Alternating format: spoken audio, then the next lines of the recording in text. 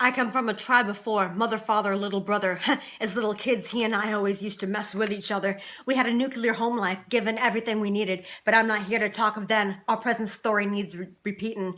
We were all an American family, turned to tragedy by an epidemic of humanity. My little brother, a baby boy, always felt the disconnection since the day that he was born, predisposed for marked conception. All his chemicals were designed by a higher divination that led him time and time again to his affliction, his addiction to prescriptions, oxyhydro perks and heroin. My brother's soul once had dreams and promising aspirations. Ironically, he loved criminal justice and yearned to make his contributions to his city, to his world. At 22, no limitations, but his body disagreed with his soul's inclinations. Got him started using meth. I just use it for the midterms. Broken pipes, face of sores, soon it became of drastic concern. Days melted into nights, he didn't know one from the other. He slowly wasted away from the one I used to call my brother. Finally, a breakthrough. He didn't want to feel the crashes. Slam, slam, went the bars, incarcerated for his actions. The once wannabe officer was now in state prison, but that didn't curb his appetite, because hell, you can get anything in. 3 years passed, time elapsed, lost in the past, forgotten by the friends who would encourage his relapse. Chink, chink. Set free just 2 years ago with motivation, gratification. This was his second chance to go, play it straight, make his name, reclaim his soul. But his body just couldn't let go of that serotonin, dopamine, all the chemical afflictions. He still knew no inhibitions. Now, compliments of our judicial system, my baby brother has developed an appetite for heroin. Smack, smack.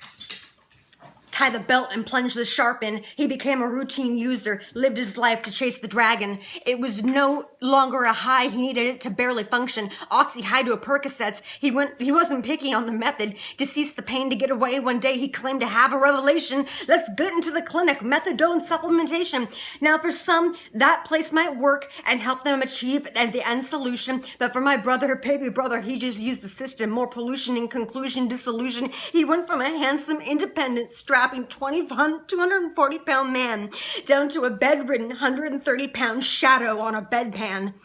Today, my baby brother lies in the hospital with his mother by his side, knowing any minute her baby boy will die. Liver failure, kidney failure, he's got a heart arrhythmia. He won't be 30 in 3 months, too young to be in and out of coma.